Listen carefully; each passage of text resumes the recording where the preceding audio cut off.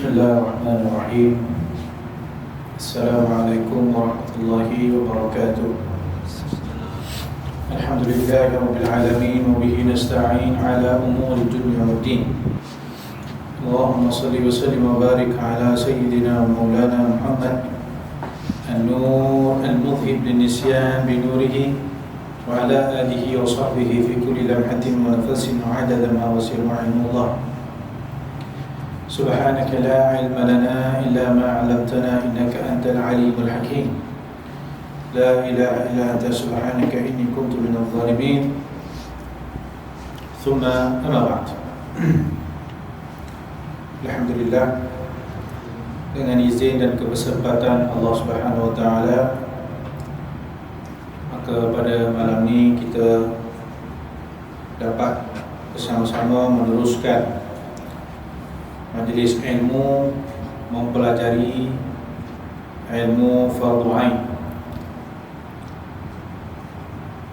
Tetapi sebelum kita memulakan kitab, seperti kebiasaan kita mempelajari kitab fiqh dan juga kitab adab ataupun kitab tasawuf, maka di sana ada beberapa perkara yang kita nak sama-sama ingatkan dan sama-sama kita nak kongsikan, iaitu berkenaan pada saat ini kita masih berada di dalam suatu suasana yang sangat menggembirakan, satu suasana yang sangat membahagiakan, iaitu tidak lain tidak bukan suasana sambutan hari kelahiran baginda Nabi sallallahu alaihi wasallam.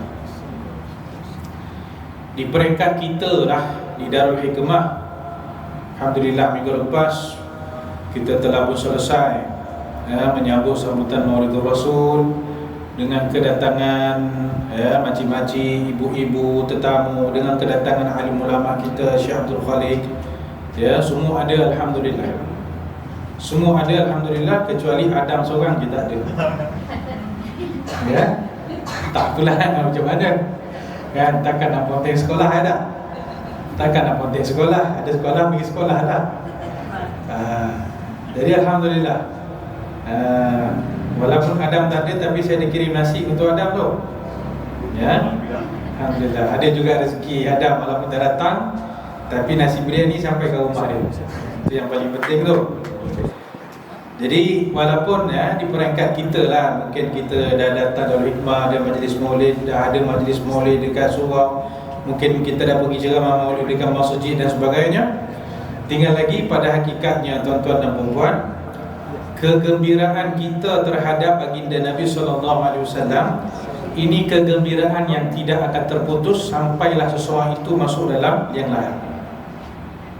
Kegembiraan seseorang dengan kelahiran baginda Nabi SAW tidak boleh terputus sehinggalah sampai dia masuk dalam liang lahat. Bahkan kita diajarkan untuk setiap minggu kita bergembira dengan Nabi SAW. Seperti dalam hadis, Nabi SAW ditanyakan berkenaan puasa hari Isnin. Kan kita kalau dalam seminggu kita disunatkan puasa pada setiap hari Isnin dan Khamis, betul? Dan kalau dalam sebulan kita disunatkan puasa 3 hari, iaitu dipanggil puasa hari putih. 13, 14, 15 hari bulan setiap bulan hijrah. Bulan hijrah, Rabiul Awal contohnya, 13, 14, 15 Rabiul Awal, 13, 14, 15 Rabiul Akhir, 13, 14, 15 Rejab, 13, 14, 15 Syaban. Jangan pula pergi cari kalender 13, 14, 15 Oktober dia pun puasa, 13, 14, 15 November dia pun puasa. Itu tak jadi. Itu bukan puasa hari putih. Itu bukan puasa hari putih, itu puasa entah apa benda, tak tahulah. Kita disunatkan puasa setiap bulan 3 hari, 13, 14, 15 setiap hari bulan. Dan Nabi SAW bersabda, barang siapa puasa 33 hari tersebut, maka dia seolah-olah berpuasa sepanjang bulan. Itu kalau puasa dalam satu bulan. Satu bulan kita ada 3 hari puasa hari putih. Adapun dalam satu minggu kita disunahkan puasa Isnin dan juga Khamis. Maka Nabi ditanyakan, ya Rasulullah, apa sebab nak puasa pada hari Isnin? Nabi ditanyakan kenapa Nabi puasa pada hari Isnin. Maka Nabi SAW menjawab, yauma wulidtu fihi, kerana pada hari tersebutlah aku dilahirkan.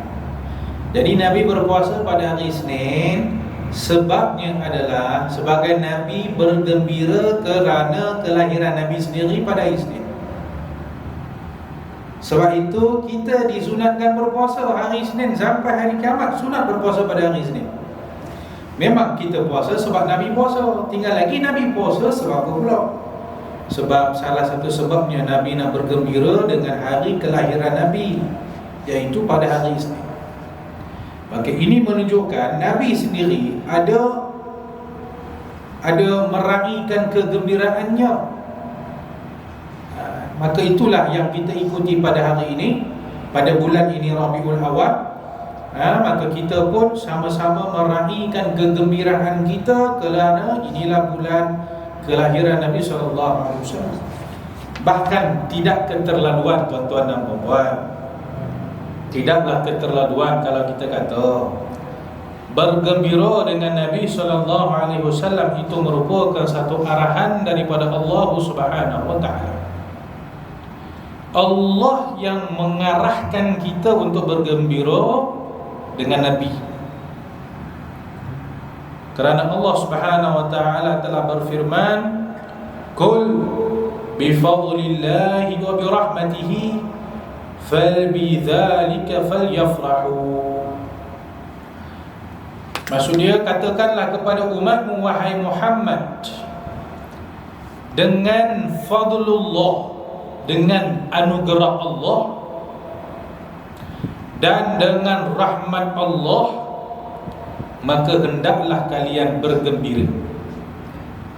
Allah kata hendaklah kalian bergembira dengan dua benda: anugerah Allah, fadlullah.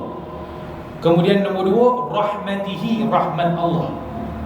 Falyafrahu, kena bergembira, dua benda. Maka ulama telah mentafsirkan fadlullah, anugerah Allah itu menurut ulama tafsir yang dimaksudkannya adalah Al-Quranul Karim. Maka hendaklah kita menzahirkan kegembiraan kita dengan Al-Quranul Karim. Bila kita dapat belajar Al-Quran, hendaklah kita gembira sebab Allah bagi kita peluang belajar Quran. Bila kita dapat baca Al-Quran, maka hendaklah kita bergembira Allah muliakan kita dengan dapat membaca Al-Quran. Kalau kita dapat khidmat untuk Al-Quran, kita khidmat untuk tempat yang mengajarkan dalamnya Al-Quran, kita kena gembira. Sebab itu adalah khidmat yang kita sumbangkan sebagai usaha nak menyebarkan ilmu Al-Quran. Jadi Allah suruh kita bergembira dengan Quran, tuan-tuan dan puan-puan. Rezeki kita kalau kita dapat baca Al-Quran, rezeki kita kalau kita dapat belajar Al-Quran, rezeki kita kalau kita dapat menghafal Quran. Semua rezeki yang menyebabkan kita kena rasa gembira. Peliklah kita hari ini kalau kita dapat kita dapat bantuan daripada kerajaan. Oh, gembira betul dapat bantuan daripada kerajaan. Bila dapat anugerah apa anugerah contohan? Anugerah pelajar cemerlang contoh. Anugerah ni peserta terbaik contoh dalam program. Ya, semua itu membuatkan kita ni happy betul, gembira betul. Sedangkan Allah suruh kita bergembira dengan Al-Quran, dan selayaknya kegembiraan kita dengan Al-Quran itu mesti lebih mengatasi daripada kegembiraan benda lain. Itu nombor satu ya. Bergembira dengan fadlullah. Yang dimaksudkan fadlullah itu Al-Quranul Karim. Ya, maka selayaknya setiap kali kita datang tempat ni, kita kena gembira sebab kita datang nak belajar Quran, kita datang nak baca Quran, kita datang sebab kita bercerita tentang Quran, tak ada cerita benda lain pun. Bukannya Ustaz Taurik, Ustaz Firdaus duduk depan ni cerita pasal politik. Bukannya kami duduk di sini bercerita tentang hiburan. Apatah lagi nak cerita bab bola sepak. Tak ada kojol dah. Ya, apa yang disampaikan daripada kerusi ini tidak lain tidak bukan dia Quran. Dan Allah juga suruh bergembira dengan nombor 2 tadi, Ar-Rahmah, rahmatihi, dengan rahmat Allah.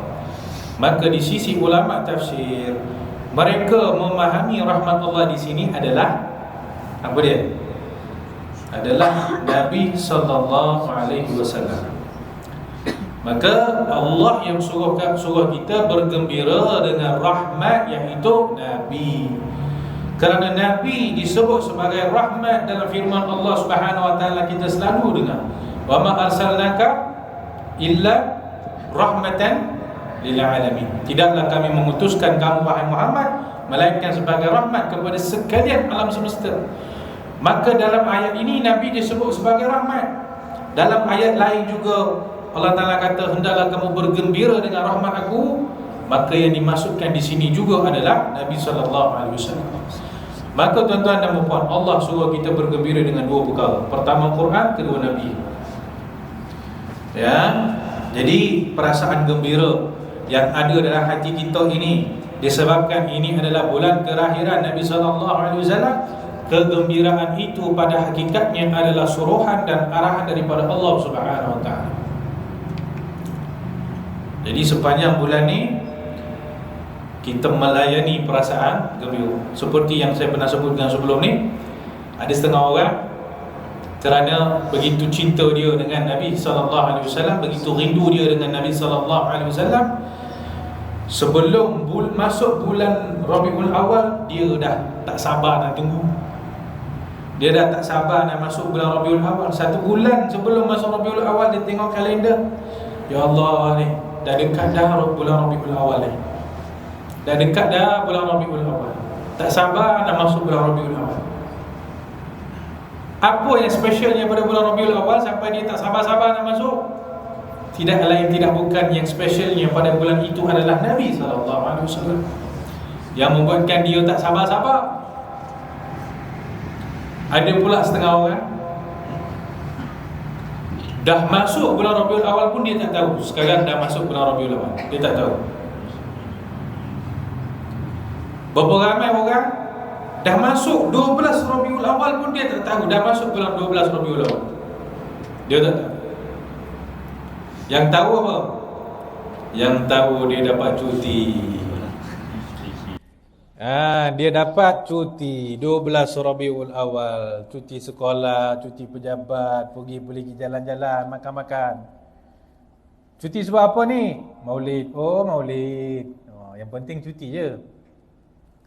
Yang penting dapat cuti, boleh pergi berjalan. Dia tak sedar, dia tak faham yang 12 Rabiul Awal ni bukan setakat pergi bercuti, makan sedar-sedar, pergi berjalan-jalan. Hakikatnya itu adalah sesuatu yang melambangkan keimanan pada diri dia, pada hakikatnya. Kenapa saya kata itu melambangkan keimanan dia? Sebab bergembira dengan Nabi, dia terkait dengan perasaan cinta seseorang pada Nabi. Bila dia cinta, dia akan gembira. Dan cinta terhadap Nabi SAW hukumnya apa?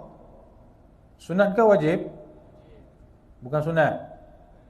Bukan sunat. Hukum dia wajib, tuan-tuan dan puan-puan. Wajib hukumnya mencintai Nabi, kerana cinta Nabi itu terkait dengan keimanan seseorang. Kalau tanpa cinta Nabi, maka imannya cacat. Imannya ada masalah. Imannya tak lengkap. Bahkan keimanan yang sempurna itu adalah mencintai Nabi. Dan cinta Nabi tadi bukan sebarang cinta.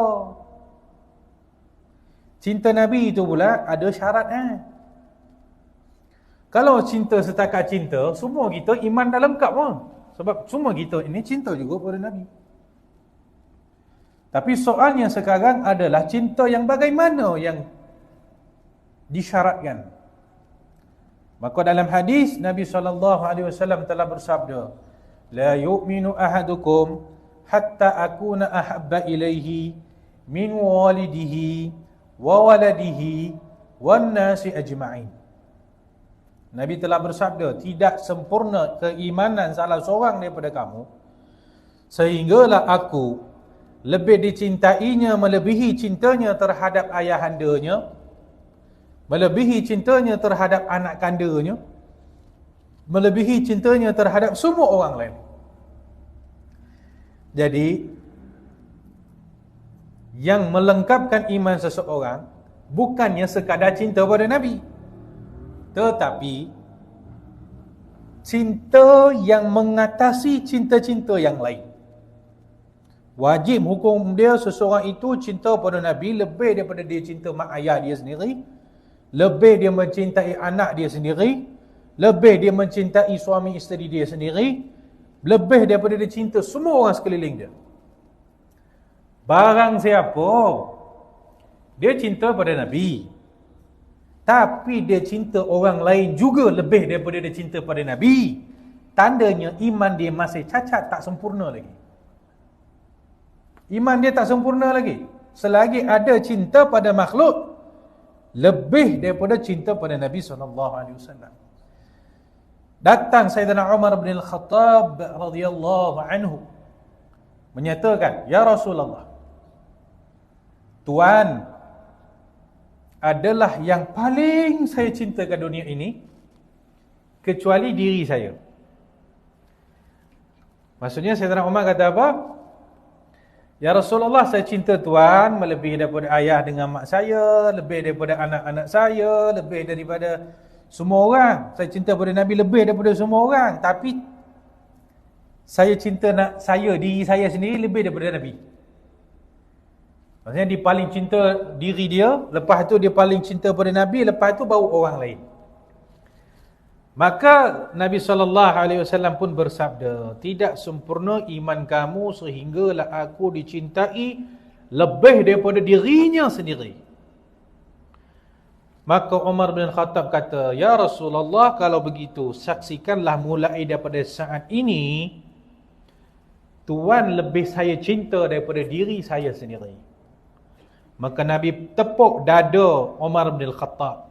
Nabi tepuk dada bin Al-Khattab, dia kata, Al-ana ya Umar, sekarang sempurna iman kamu wahai Umar.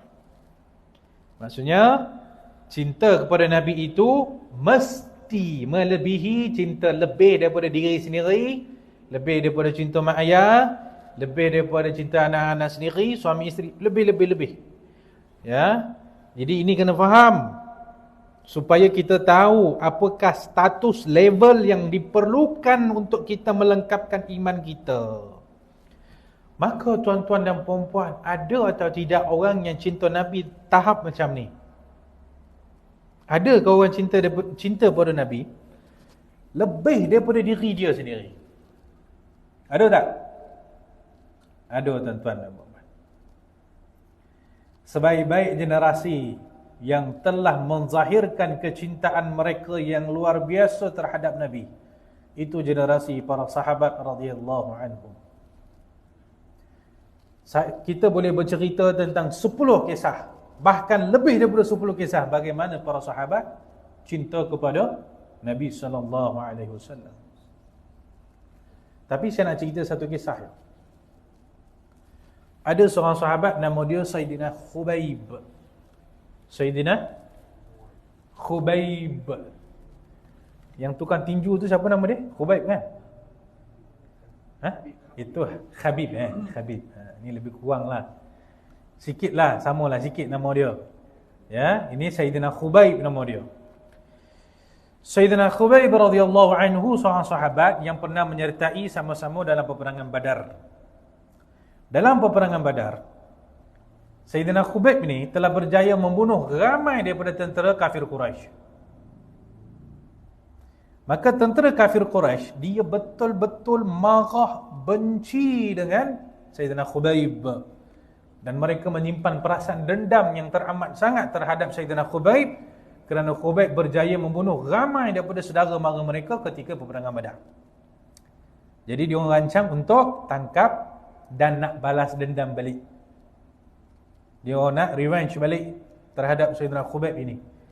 Disingkatkan cerita, mereka berjaya tangkap Sayyidina Khubayb, diikat, lalu dibawa ke kota Mekah dan diikat pada tiang. Dan Sayyidina Khubayb tahu bahawa diri dia pasti akan dibunuh, confirm kena bunuh ni. Maka sebelum Khubayb dibunuh, ketua kepada kafir Quraisy ketika itu tanya kepada Khubayb, kami memang nak bunuh you lah, sebab you dah bunuh ramai saudara mara kami ketika Badar. Tapi sebelum kami bunuh you, kami nak tahu, you ada tak apa-apa hajat terakhir? Sebelum mati you nak apa? Kan kita tengok penjara-penjara kan, sebelum seseorang tu kena gantung akan dia diberikan apa hajat dia yang terakhir. Kan? Ada orang sebelum mati kena gantung, dia nak tengok mak ayah dia contohnya. Ada orang sebelum kena gantung, dia nak tengok isteri dia ataupun anak dia contoh. Ada orang sebelum dia mati kena bunuh, dia tanya, apa you punya last hajat? Dia kata, saya nak makan KFC. Sebelum mati pun nak makan KFC dulu baru nak mati. Ini setengah orang lah.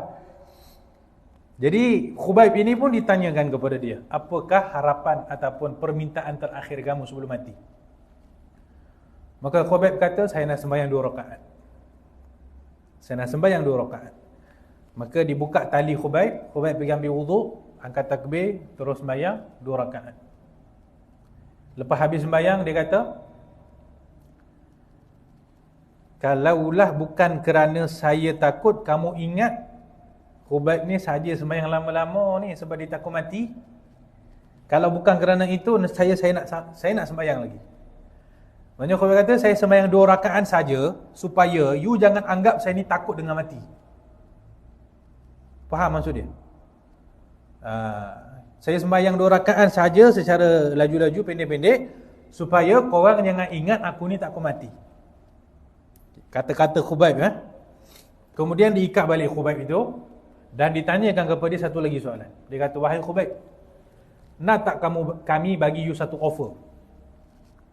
Apa offer Nak tak kamu, kalau kami lepaskan you balik ke kota Madinah, you boleh duduk dengan anak isteri semua, you pergi duduk, dengan syarat Nabi kamu Muhammad bin Abdullah kami tangkap dan kami gantikan kamu ikat dekat tiang ni, supaya kami boleh dibunuh dia.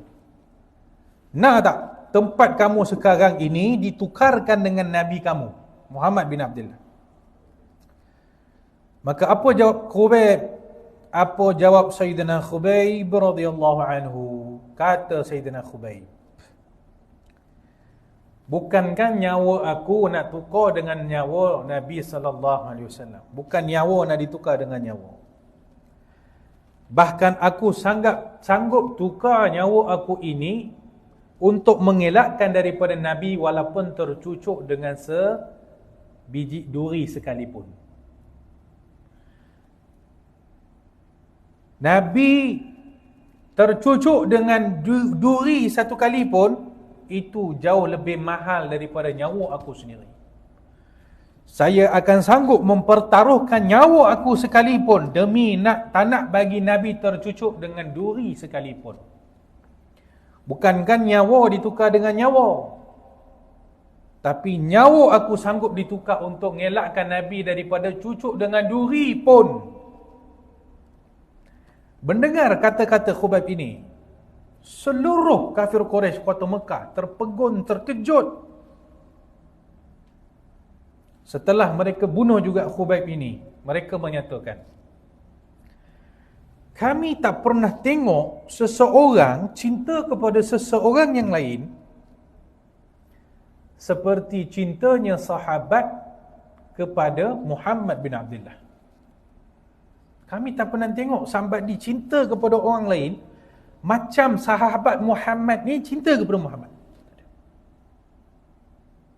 Ini diakui oleh siapa? Oleh orang kafir musyrik sendiri mengakui perkara ini. apabila mereka terpegun tengok kata-kata Khubayb yang menyatakan aku mati lebih baik, aku mati lebih suka daripada aku tengok Nabi dicucuk dengan duri sekalipun.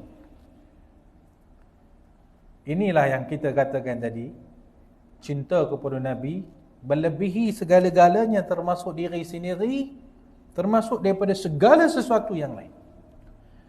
Ketika peperangan Uhud, seseorang wanita ditunggu dekat kota Madinah. Bila tentera Islam pulang daripada peperangan Uhud, maka sampai berita kepada perempuan ini, wahai si fulanah, ayah kamu telah mati syahid dalam peperangan Uhud. Dapat berita lepas tu, suami kamu juga telah mati syahid dalam peperangan Uhud. Dapat berita satu lagi, anak kamu juga telah mati syahid dalam peperangan Uhud. Ayah, suami, anak, tiga-tiga habis dalam peperangan Uhud.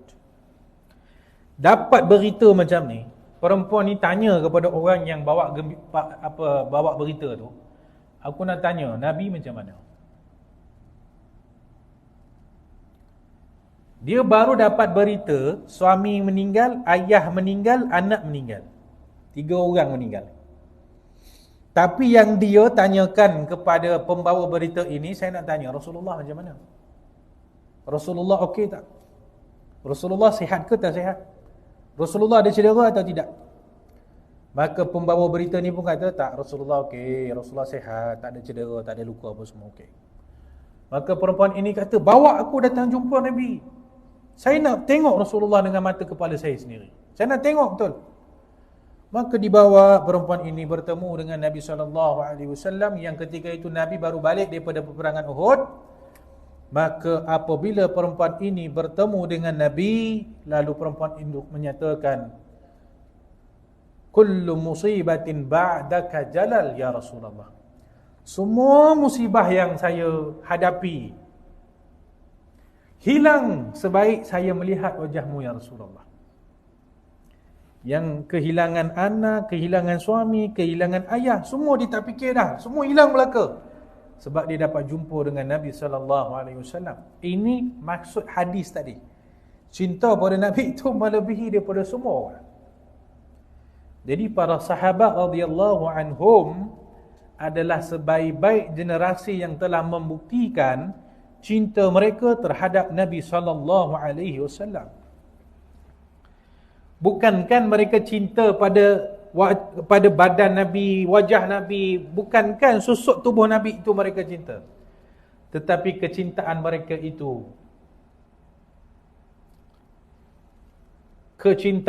itu terlalu hebat, sampaikan mereka mencintai semua yang ada pada diri Nabi, termasuklah mereka mencintai rambut Nabi sallallahu alaihi wasallam. Rambut Nabi pun mereka cinta. Rambut Nabi pun mereka berebut nak cari. Rambut Nabi. Ketika Nabi SAW menunaikan haji di kota Mekah, maka setelah selesai menunaikan haji ataupun menunaikan umrah, Nabi suruh seorang sahabat dia, nama dia Sayyidina Muammar. Nabi suruh dia untuk cukur lah, sebab baru lepas haji kan, baru lepas umrah kena cukur kan. Maka Muammar ni pun cukur. Bila dia cukur je belah kanan rambut belah kanan Nabi ni, bila dicukur, maka berebut para sahabat untuk merebutkan rambut Nabi SAW. Lalu Nabi sendiri ambil rambut tersebut, Nabi sendiri membahagikan kepada para sahabat. Disebut dalam satu riwayat, mereka berebutkan rambut Nabi sampai ada yang bergaduh sanggup berbunuh-bunuhan sebab nak dapat rambut Nabi. Maka Nabi sendiri yang bagi. You ambil satu, you ambil satu, you ambil satu. Nabi bagi. Antara yang berjaya dapat rambut Nabi ketika itu adalah Sayyidina Khalid bin Walid. Pernah ditanyakan kepada Sayyidina Khalid bin Walid, wahai Khalid, kamu pergi semua peperangan kamu berjaya. Semua peperangan yang kamu join, semua kamu menang. Apa rahsia kamu? Dia menyatakan, rahsia saya berjaya semua peperangan itu adalah saya menyimpan 3 helai rambut Nabi dalam serban saya ni. Saya menyimpan 3 helai rambut Nabi dalam serban saya. Bila saya pergi perang bawa serban tersebut, maka tak ada satu peperangan pun yang aku kalah. Disebut dalam cerita, dalam salah satu peperangan, serban Khalid bin Walid terjatuh. Bila terjatuh, dalam tengah-tengah perang ni, serban terjatuh, Khalid bin Walid simpan pedang dia, dia pergi cari serban aku. Mana serban? Mana serban? Mana serban? Maka orang lain, tentera Islam pelik dia tengok Khalid bin Walid. Orang lain tengah fight ni. Tengah fight, tengah perang, tengah nak bunuh musuh. General dia, Khalid bin Walid, tengah cari serban. Dia orang pergi tanya kepada Khalid bin Walid, kami semua tengah mempertaruhkan nyawa kami, sedang menyerang musuh dan diserang oleh musuh. You tengah cari serban, penting sangat serban kau tu. Maka Khalid bin Walid menyatakan, dalam serban aku ada 3 helai rambut Nabi, dan saya tak nak rambut Nabi itu dipijak oleh sesiapa pun. Maka sebab tu aku duk cari serban itu, jangan sampai terpijak dengan orang. Sebab dalam serban itu ada rambut Nabi 3 biji. Bagaimana kecintaan mereka terhadap bukan setakat badan jasad Nabi tu, pada rambut Nabi pun macam tu. Jadi tuan-tuan dan puan-puan, tidak peliklah kecintaan seumpama ini, kerana para sahabat benar-benar telah memahami erti cinta kepada Nabi SAW. Sebab apa kena cinta Nabi sampai macam ni? Mesti ada sebab. Mesti ada satu rasional yang kuat. Kenapa mereka cinta Nabi melebihi daripada segala-gala yang lain? Perkara ini dihuraikan oleh Imam Nawawi dalam kitab Syarah Sahih Muslim. Ketika Imam Nawawi huraikan hadis yang saya baca tadi, dia huraikan kenapa kita disuruh cinta Nabi lebih, kenapa para sahabat cinta Nabi sampai macam tu. Maka kata Imam Nawawi, kerana, yang ni saya pernah sampaikan juga sebelum ni, kata Imam Nawawi, katanya kerana tidaklah seseorang pun umat Nabi yang selamat daripada dihumban masuk dalam neraka, melainkan itu adalah jasa daripada Nabi SAW. Tak ada seorang pun yang selamat daripada api neraka, daripada umat Nabi ini, melainkan kerana Nabi jualah yang telah selamatkan dia. Nabi lah menjadi asbab untuk dia selamat daripada memasuki neraka. Maksudnya apa? Seseorang itu selamat daripada neraka adalah disebabkan asbabnya Nabi SAW. Maksudnya, seseorang itu berjaya masuk syurga, kalau dia tak masuk neraka, dia pergi mana? Kalau dia tak masuk neraka, dia pergi mana? Duduk dekat tepi neraka tu. Dia tak masuk neraka, maksudnya dia masuk syurga kan? Kenapa dia boleh masuk syurga? Sebab Nabi. Sebab Nabi yang menyebabkan dia dapat masuk syurga. Nabi yang menyebabkan dia selamat daripada api neraka. Demi Allah, tak ada seorang pun tahu apa itu syurga dan apa itu neraka kalau bukan kerana Nabi yang nak ajarkan kepada umat ini. Tak ada satu pun jalan nak masuk syurga itu melainkan Nabi dah ajar. Tiada satu pun jalan untuk mengelakkan diri daripada neraka itu melainkan semuanya Nabi telah ajar. Maka orang yang berpaut dengan apa yang Nabi telah ajar, maka dialah yang masuk syurga, dialah selamat daripada neraka. Tuan-tuan dan puan-puan, bukankah sepatutnya setiap umat Nabi Muhammad berterima kasih kepada baginda yang menjadi sebab kepada mereka masuk dalam syurga dan menjadi sebab mereka selamat daripada api neraka? Kalau kita ni lah Kalau orang bagi kita hadiah sikit kan, hati kita punyalah tersentuh, hati kita punyalah touching, oh nak menangis sebab dapat hadiah sekian-sekian. Ataupun ada seseorang yang telah selamatkan kita daripada satu kemalangan ke, satu mudarat ke, satu penyakit ke, kita punyalah happy sebab kita dah selamat. Kita punyalah happy sebab dia dah selamatkan kita daripada penyakit ke apa benda ke. Cuba bayangkan Nabi SAW selamatkan umat ini daripada musibah yang paling besar di muka bumi ini. Apa musibah yang lebih berat daripada masuk neraka, tuan-tuan? Musibah paling besar ke atas seorang mukmin adalah dicampak masuk neraka, dan dia selamat disebabkan Nabi SAW. Apa hadiah anugerah yang paling agung di dunia ini kalau bukan syurga Allah? Dan dia dapat hadiah dan anugerah paling agung di dunia ini, syurga Allah, juga adalah disebabkan asbab Nabi SAW. Maka mana mungkin kalau dia tak pandai terima kasih dan menghargai jasa Nabi tersebut? Siapa di sini mak ayah dia boleh bagi dia masuk syurga? Boleh tak? Syurga tu bukan milik mak ayah kita. Mak ayah kita buat macam mana pun tak boleh nak bagi kita masuk syurga. Siapa di sini mak ayah dia boleh selamatkan dia daripada neraka? Tak boleh. Tapi Nabi boleh. Nabi jua yang menjadi asbab untuk masuk syurga dan selamat daripada neraka.